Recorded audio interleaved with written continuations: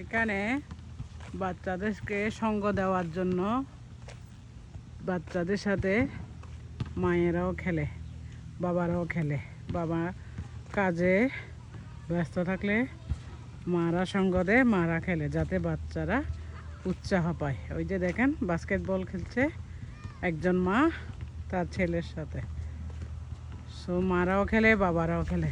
এদিকে দেখেন একজন বা শরীরের ফিটনেস ঠিক রাখার জন্য নিজে নিজে বাস্কেটবল খেলছে।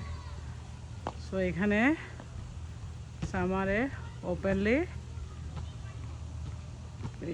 বাস্কেট কোর্ট থাকে, টেনিস কোর্ট থাকে। এগুলোতে সবাই ফিটনেস ঠিক করার জন্য সবাই প্র্যাকটিস করে। মা বয়সী, বাবা বয়সী, দাদু বয়সী, টিনেজ সবাই।